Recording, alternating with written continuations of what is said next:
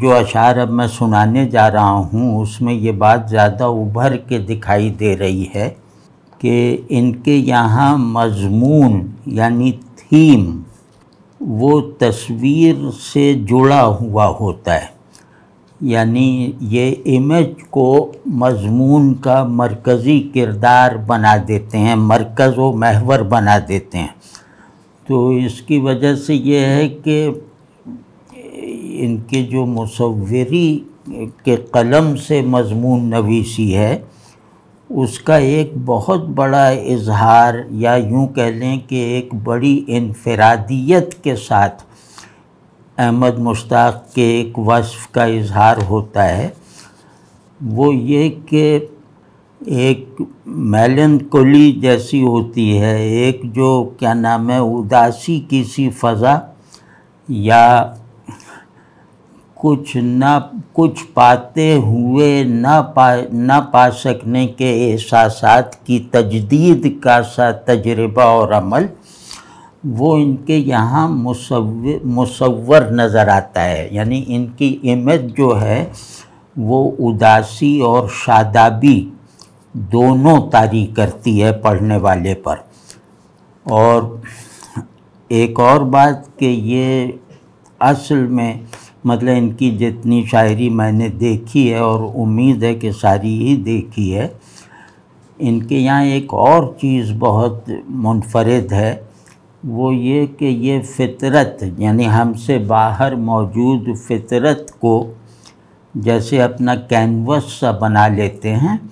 اور اسی میں موجود جو آبجیکٹس ہیں فطرت کے انہیں اس مضمون کی تعمیر میں جیسے کرداروں کی شکل دے دیتے ہیں۔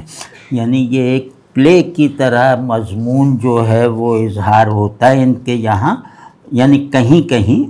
اور وہ پلے ایسا ہے کہ جیسے باہر موجود درخت، آسمان، ستارے وغیرہ یہ جن پہ بھی فوکس کر لیتے ہیں وہ اس پلے کا ایک مرکزی یا ایک بنیادی کردار بن جاتا ہے۔ تو اس سے انہیں ایک ایسی چیز حاصل ہوئی ہے جو میرے خیال میں بہت کم نئے شاعروں کے حصے میں آئی ہے، وہ یہ کہ یہ اندر کی فطرت اور باہر کی فطرت کو جیسے آپس میں جوڑ دیتے ہیں، اور یہ جوڑ ایسا ہے کہ ہمیں اندر اور باہر کی فطرت میں اختلاف یا دوئی کا احساس نہیں ہوتا۔ وہ یوں لگتا ہے کہ جیسے اندر کی فطرت اپنے ایک تموج کے ساتھ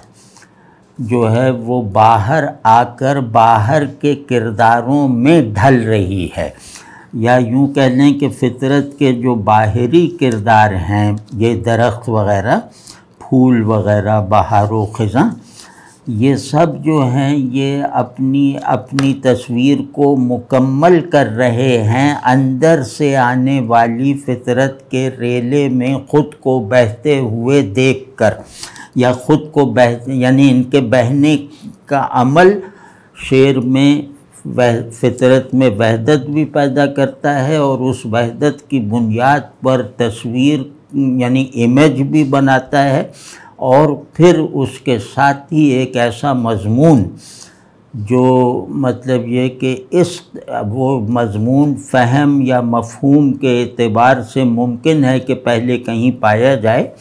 لیکن اس کا مفہومی در و بست اگر ایک طرف کر دیا جائے جو ان کے یہاں بہت واضح نہیں ہے، یہ مضمون کو مفہوم بنانے کے عمل میں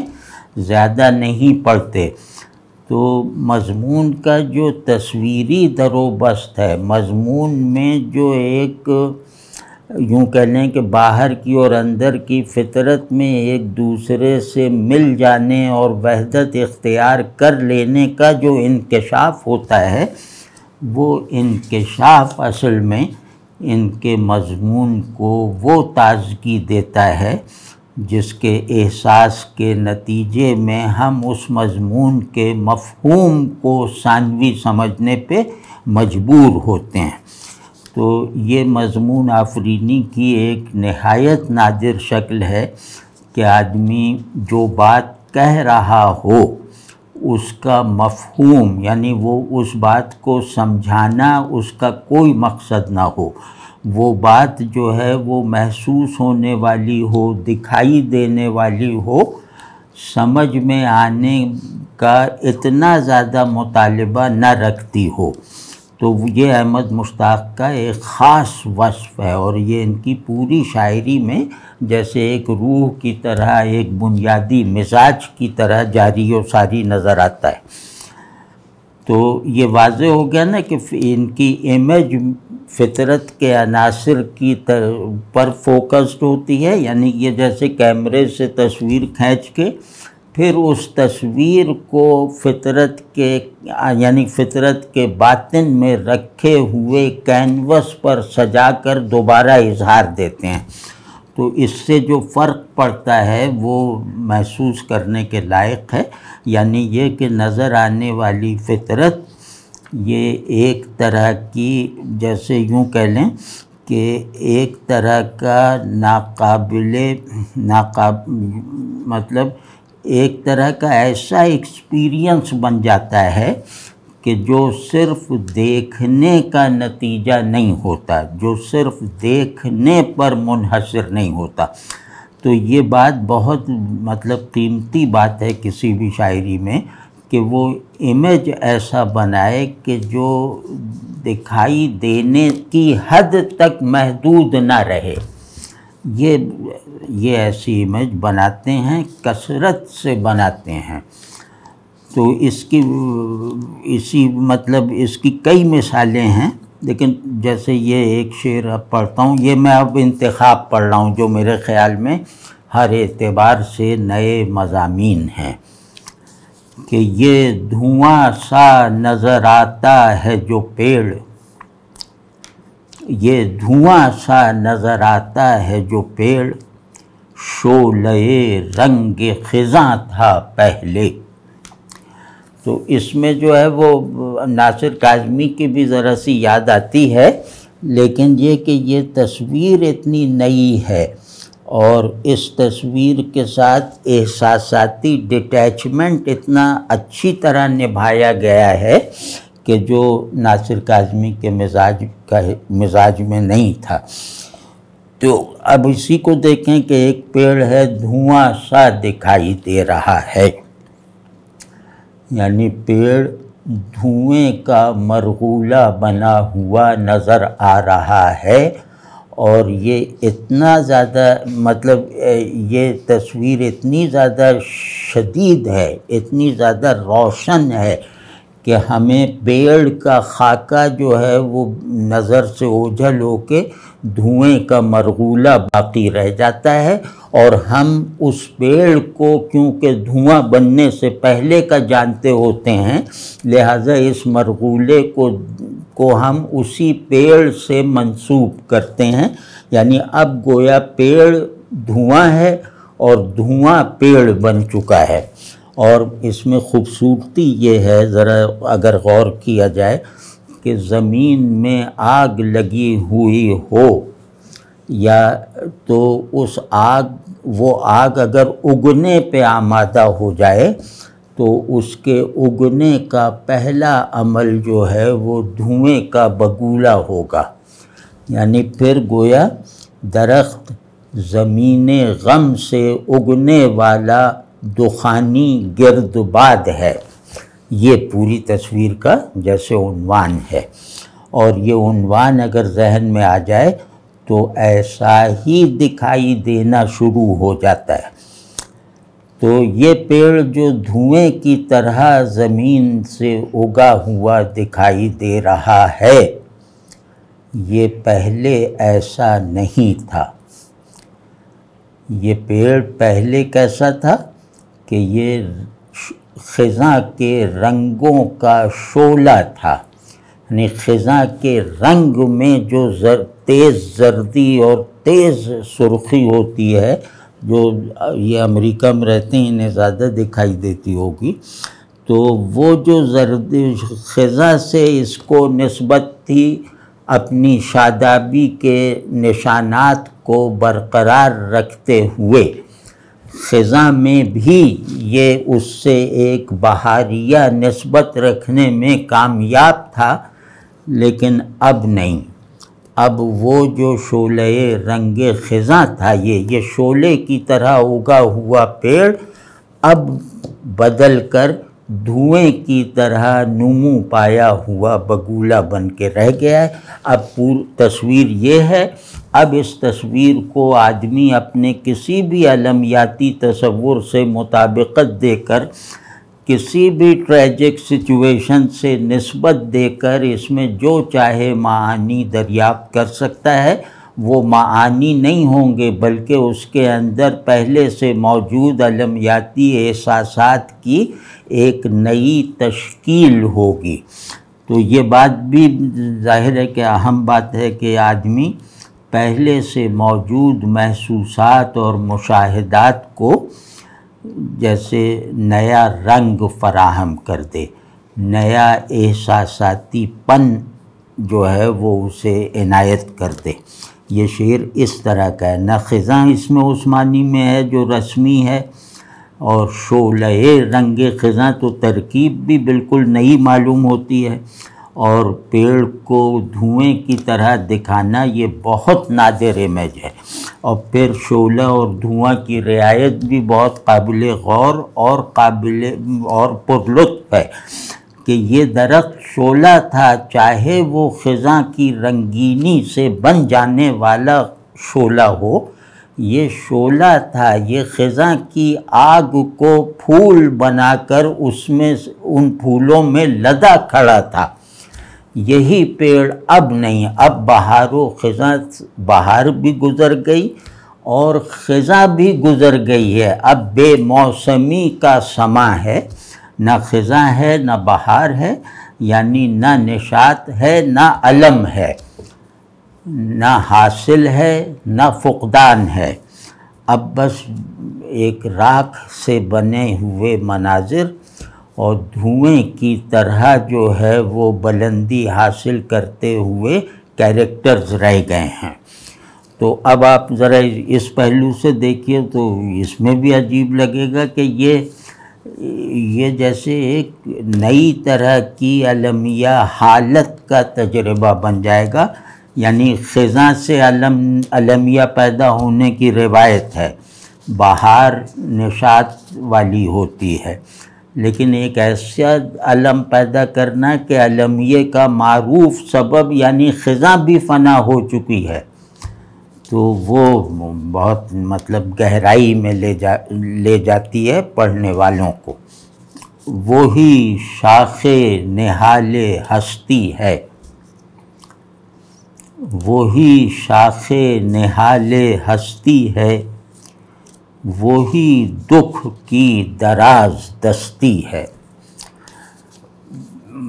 پہلا مصرع تو کہہ سکتے ہیں کہ جیسے سنا ہوا سا بھی لگتا ہوگا کسی کو، اس طرح کی جو فریزنگ ہے وہ بہت ہوئی ہے، شاخ نہال ہستی،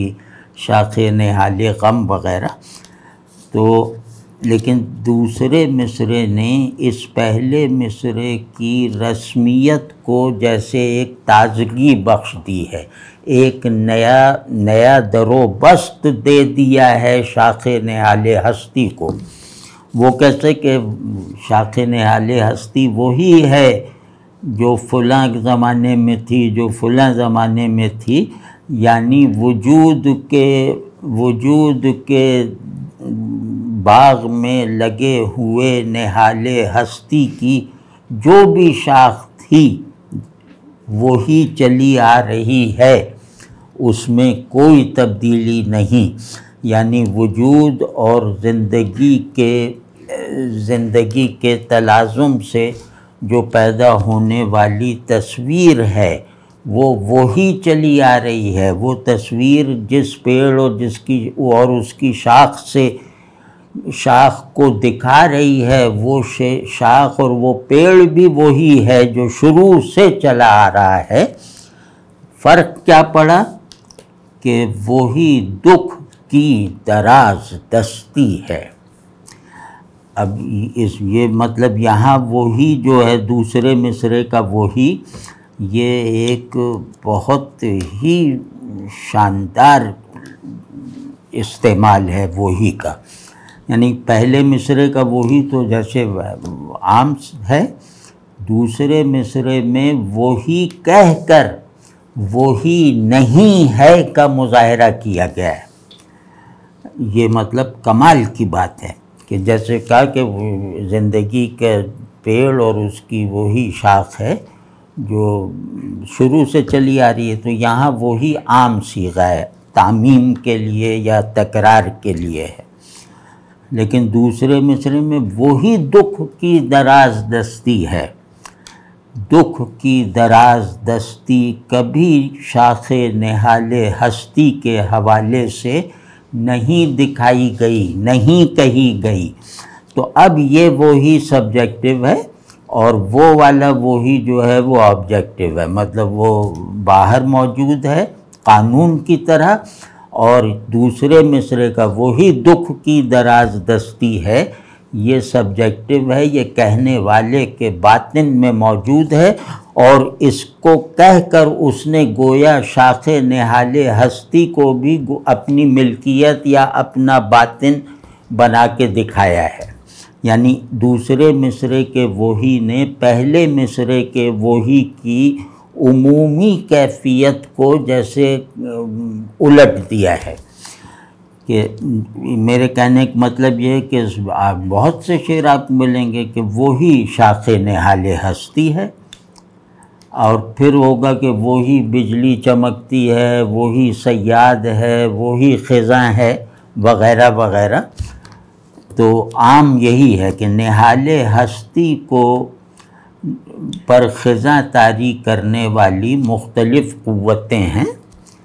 تو وہ بھی معروف ہیں شاخ نہال ہستی کی طرح۔ یہ سبب انہیں سجھائی دیا ہے یا انہیں دکھائی دیا ہے کہ شاخ نہال ہستی ہے اور دکھ کی دراز دستی ہے۔ دکھ کی دراز دستی، یہ بالکل ایک نیا کیریکٹر آیا ہے باغ ہستی میں۔ تو یہ جیسے بالکل تازگی سے بھری ہوئی تصویر بن جاتی ہے، اور اس میں اگر اتنا احساس اور رہے یا اتنا جیسے اس کا ایک امکان بھی جیسے حاضر رکھا جائے کہ شاخ نہال ہستی کو باہر دکھا کر فوراً باطن کی زمین میں اگا گیا ہے نئے سرے سے، تو کیونکہ دکھ کی دراز دستی باہر ہے ہی نہیں، دکھ کی دراز دستی اپنے پورے سیاق و سباق میں باطنی ہے۔ تو وہ کہہ رہے ہیں کہ جہاں دکھ کی دراز دستی ہے، پہلے سے ہے، یعنی میرے باطن میں نے شاخ نہال ہستی کو اس کی دسترس میں دے دیا ہے، یہاں سے نکال کر اپنے اندر اس کو جما کر کھڑا کر کے دکھ کی دراز دستی کو اس کا ایک نیا ہدف فراہم کر دیا ہے۔ یہ بہت خوبصورت اور بالکل نئی بات ہے نا۔ اسی غزل کا دوسرا شعر ہے، اس میں بھی وہ دیکھیے کہ ہمتن گوش ہے نظر میری، اب یہ پورا ہی نئی بات ہے نا، ہمتن گوش ہے نظر میری، تیری آواز کو ترستی ہے۔ اتنے سادہ سے لفظوں میں بغیر کسی دھوم دھڑکے کے اتنا ایک رسمی سے لہجے کو اختیار کر کے ایسا مضمون نہیں دکھایا جا سکتا۔ مطلب ذرا سا بھی اگر آپ کمپیٹنٹ قاری نہیں ہیں اور پڑھتے چلے جانے کے عادی ہیں تو یہ شعر آپ سے چھپا رہ جائے گا، یعنی آپ ایک بہت نئے اپنے ذوق کی تسکین کے ایک راستے سے محروم رہ جائیں گے۔ تو اب دیکھیں اس میں کیا نظر کو کان بنا دیا کہ میری نظر اس طرح منتظر ہے جیسے کان اپنی مطلوبہ صدا کے منتظر ہوتے ہیں۔ اس میں خوبی کیا ہے، یہ الٹپ نہیں ہے، خوبی یہ ہے کہ نظر کا انتظار یہ عام سی بات ہے کہ آنکھیں جو ہیں وہ جمی ہوئی ہیں راستے پہ، آنکھیں اس سمت میں گڑی ہوئی ہیں، پلکیں جھپک نہیں رہیں۔ اب یہ سب کچھ جیسے انتظار کی کیفیت کو اب پیدا کرنے کے لائق نہیں رہ گئیں، وہ جیسے کلیشے سا بن گئی کہ آنکھیں جو ہیں پتھرا گئیں تیرے انتظار میں، اب ان میں وہ والی بات نہیں رہ گئی، اب یہ جیسے باسی ہو گئے ہیں استعارے، ان کو تازہ کیا جا رہا ہے اور ایک جیسے منطق کے مطابق تازہ کیا جا رہا ہے۔ وہ یہ کہ نظر کا انتظار دوسری آنکھ کو دکھائی دیتا ہے، لیکن کان کا انتظار دوسرے کان کو سنائی نہیں دیتا۔ تو اس میں ایک انفرادیت میں جیسے تاکید پیدا ہو گئی ہے کہ لوگ سمجھتے ہیں کہ میں یہ بھی دیکھ رہا ہوں وہ بھی دیکھ رہا ہوں، لیکن میں سب کچھ دیکھتے ہوئے کچھ نہیں دیکھ رہا،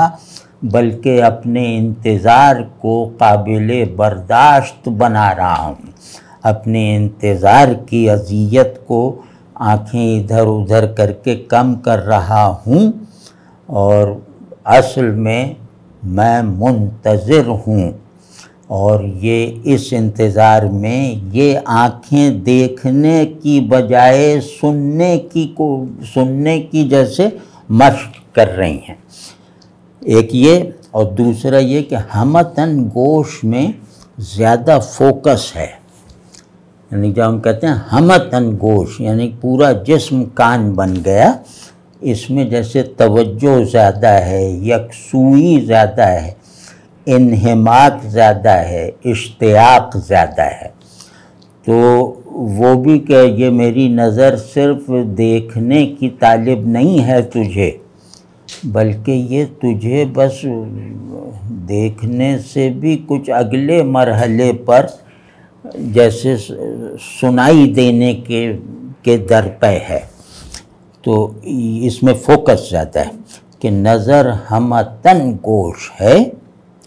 اور اس کا مقصود یہ ہے، یعنی اتنا بڑا واقعہ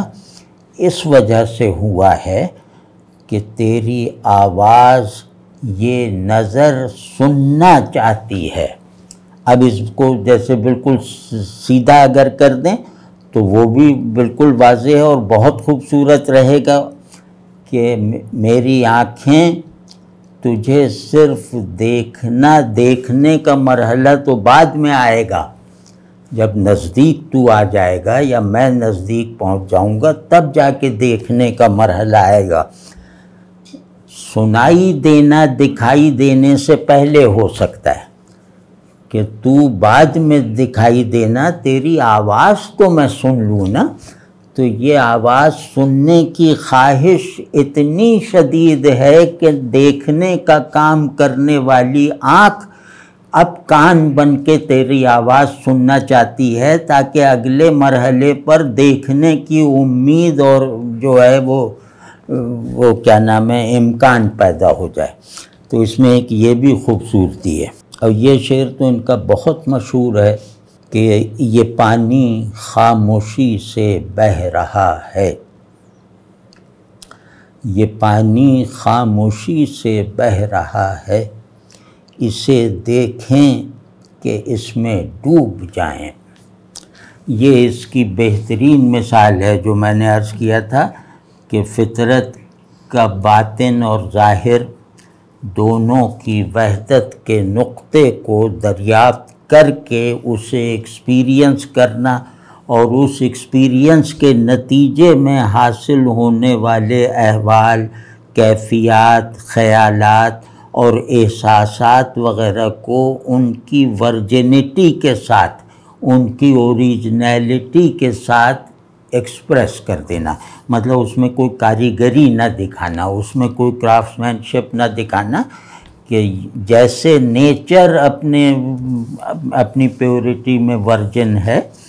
ویسی ہی ورجنٹی اور وہ کیا نام ہے کرسٹلائزیشن کا سا کام اس کے اظہار میں بھی ہوگا.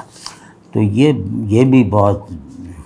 بڑی بات ہوتی ہے. تو اب یہ شعر کیا ہے، ایک منظر سا ہے، جیسے کہیں آپ نے ایک چشمہ دیکھا جو بالکل بے آباد علاقے میں لیکن سرسبز پہاڑوں کے بطن میں سے اٹھ رہا ہے، وہ میں سے پھوٹ رہا ہے. تو اب اس صورتحال میں جہاں خاموشی سنائی دیتی ہے، سناٹا دکھائی دیتا ہے، ایسی صورتحال میں یہ سوچ رہا ہے دیکھنے والا کہ یہ پانی خاموشی سے بہہ رہا ہے، کہ یہاں حرکت کا نظام بھی گہرائی کے ساتھ ہے، خاموشی کے ساتھ ہے. تو یہ کیسا پانی ہے جو اتنی گہرائی میں پروان چڑھتی ہوئی خاموشی کے ساتھ بہے چلا جا رہا ہے. یہ کوئی عام پانی نہیں ہے. تو اب اس کے بعد پانی کو اس کی پوری حقیقت تک پہنچا کر، پانی کو اس کی تمام کلاسیکل علامتی معنویت تک پہنچا دینے کے بعد، اب یعنی کہ یہ پانی واقعی پانی ہے جو موسیٰ علیہ السلام سے آج تک خاموشی سے بہہ رہا ہے وغیرہ. تو یہ پانی جغرافیائی پانی نہیں ہے، یہ پانی باہر ہونے کے باوجود میرے اندر بھی روانی رکھتا ہے. تو اب آپ دیکھیں کہ یہ آدمی اندر اور باہر کے ایک ہی علامتی پانی کو، جو مدر آف آل نیچر ہے، اس کو دیکھ رہا ہے، اس کی گہرائی کے ساتھ، اس کی پراسراریت کے ساتھ، اس کی تنہائی کے ساتھ. اب یہ ظاہر ہے یہ سوال اٹھا کہ کیا کروں میں، اسے دیکھتا رہوں یا اس میں ڈوب جاؤں. اب اسے دیکھیں یعنی اس پانی کو اپنے باہر دیکھیں، یا اس میں ڈوب جائیں یعنی اس پانی کے اندرونی بہاؤ میں خود کو ڈبو دیں. تو اب یہ فیصلہ نہیں ہو پا رہا کہ اندر اور باہر میں خود میں غوطہ زن ہو جاؤں، یا یہ جو پانی میرے نظروں کے سامنے بہہ رہا ہے اس میں غواصی کروں، اس میں خود کو ضم کر دوں. بہت خوبصورت ہے. اس میں تشریح میں بہت آگے نہیں جا رہے، لیکن یہ کہ اس کی خوبصورتی کو تھوڑا بہت ظاہر کر دینے والی تفصیل ہم نے بیان کی ہے. ورنہ یہ شعر اگر کلاسیکی علامتی روایت کے قاعدے کے مطابق دیکھا جائے تو اس کے معنی بہت زیادہ ہیں، بہت گہرے ہیں، لیکن وہ ذرا اس کے لیے وقت چاہیے. دیکھ کے زرد رو پہاڑ، دیکھ کے زرد رو پہاڑ، ساری تکان اتر گئی. دیکھ کے زرد رو پہاڑ، ساری تکان اتر گئی. کون زمیں پہ رکھ گیا بارے سفر اتار کے. بالکل ہر اعتبار سے نیا مضمون ہے. نہیں، پہاڑ کا یہ روپ کسی نے نہیں دکھایا، پہاڑ کا ایسا استعارہ کسی نے نہیں بنایا کہ یہ بارے سفر تھا.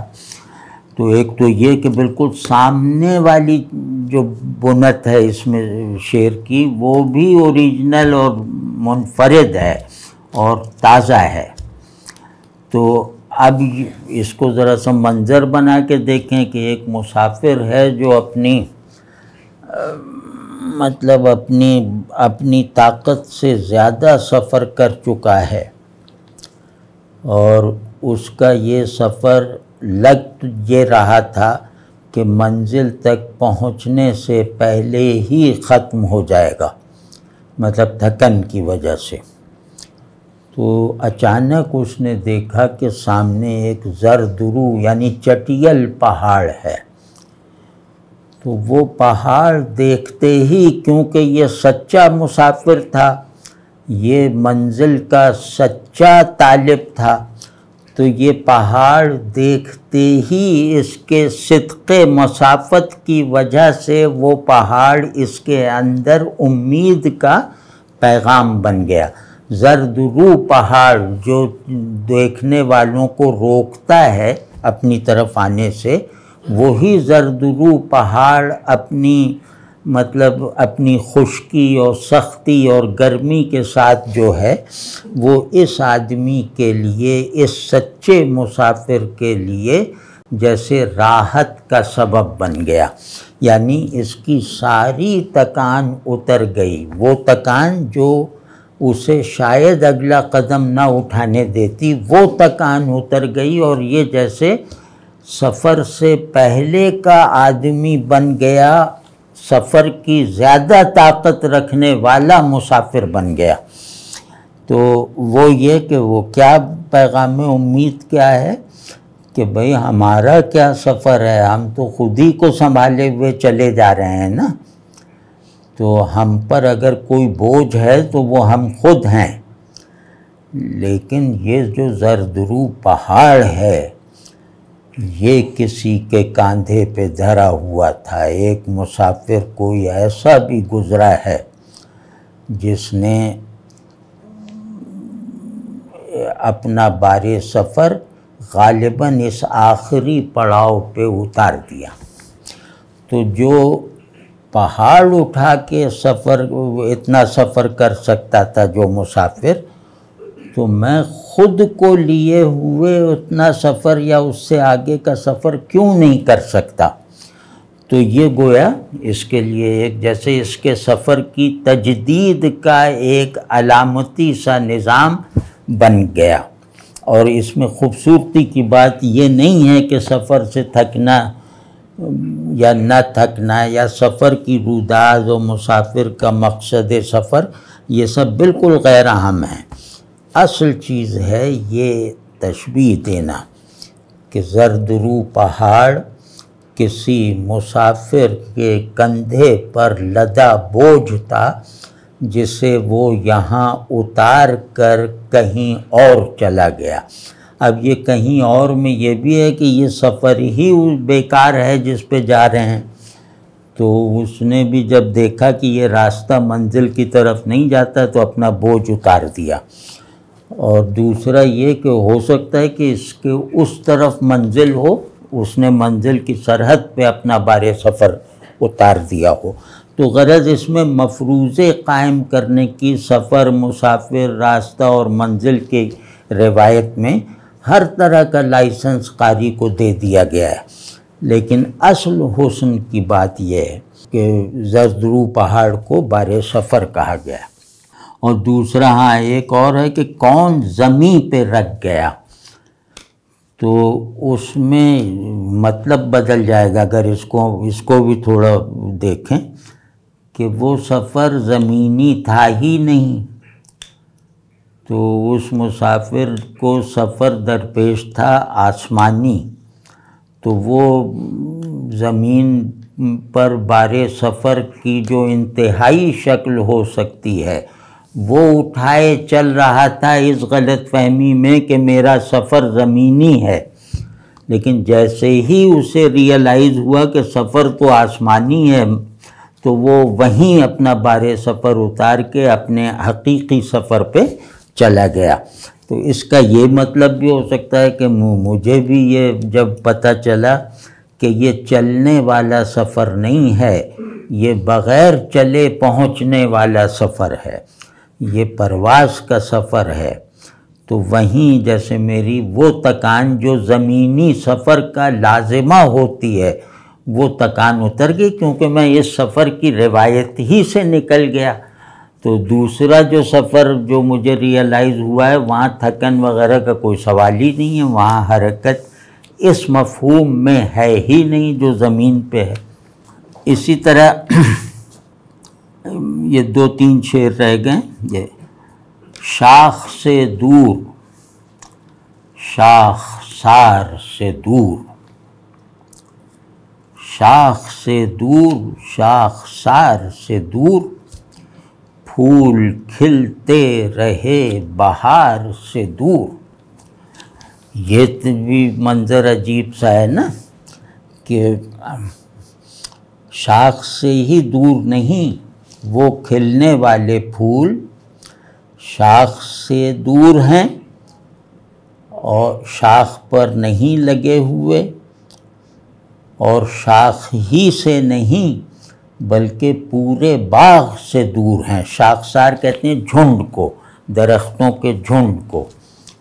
تو اس سے مراد لیں کہ پورے جنگل، پورے باغ سے ہی باہر ہیں وہ پھول، کھلنے والے پھول، کھلتے ہوئے پھول، اور بلکہ شاخسار کہہ کر بھی پوری بات نہیں آئی، مطلب بیان رپورٹ نہیں ہو سکی۔ وہ پھول کھل رہے ہیں بہار سے بھی دور، یعنی وہ بہار سے بھی لاتعلق اور ٹرانسینڈنٹ حالت میں شگفتگی کے عمل سے گزر رہے ہیں۔ تو کچھ جیسے اس کو ہم عام سے اس میں بچوں کے سامنے بھی کہیں تو ان کے لیے بھی یہ تجسس اور فرحت کا سبب بن سکتا ہے کہ کچھ پھول ایسے ہوتے ہیں جو بہار سے بھی دور کھلتے ہیں، جو کھلنے میں بہار کے پابند اور محتاج نہیں ہوتے۔ تو یہ مطلب ایک خوبصورت سا احساس ہے، خوبصورت سا تخیل ہے، مطلب اس میں خوبصورتی جیسے ایک مین فورس کی طرح ہے، لیکن اس کے معنی بھی اس کی خوبصورتی سے کم نہیں ہے۔ مطلب یہاں یہ کہ مفہوم اور حسن کلام یہ جیسے برابر آ گئے ہیں، مفہوم نہیں، معنی اور حسن کلام یہ برابر آ گئے ہیں، کیونکہ یہ احساسات اور کیفیات کا شعر نہیں ہے، یہ تخیل اور معنویت کا شعر ہے۔ تو اب ایک کوئی یہ جو کردار ہے یہ عجیب سا ہے جو یہ کہہ رہا ہے، جو اپنا مشاہدہ بتا رہا ہے،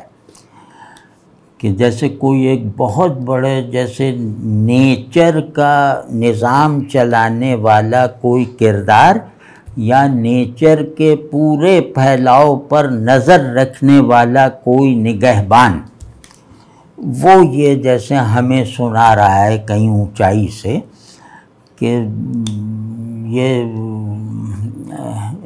جنگلوں اور باغوں میں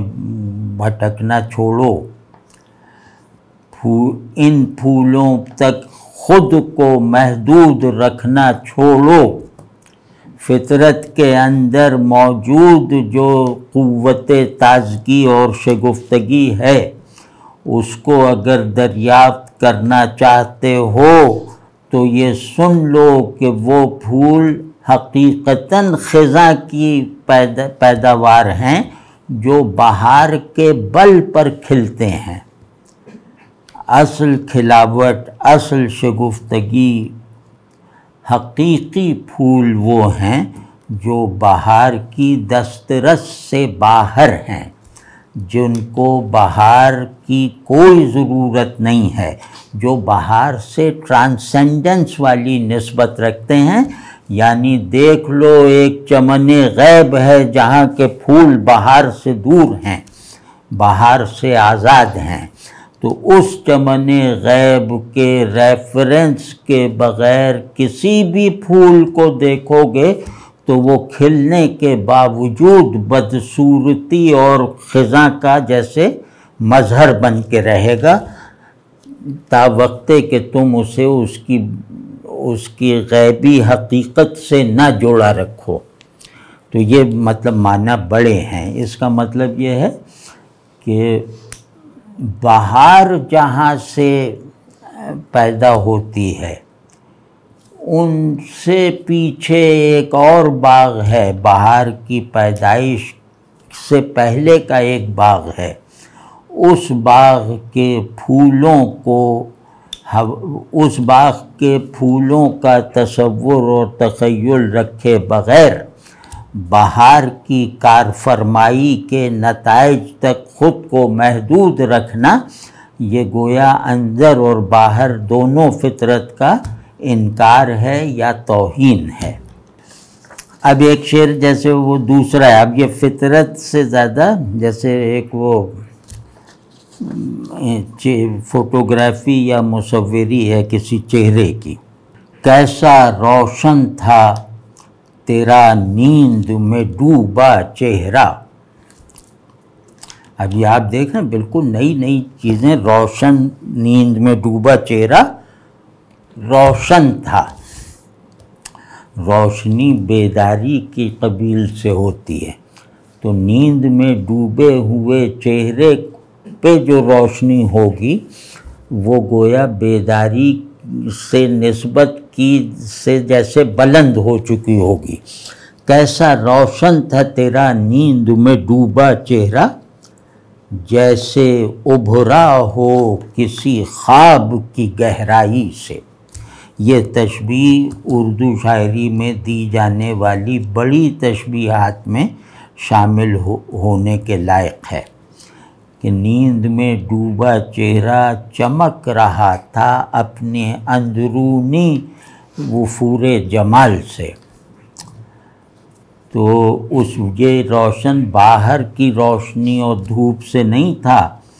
یہ نیند میں ڈوبا ہوتے ہوئے بھی یہ اپنے اندر کی چمک سے دمک رہا تھا۔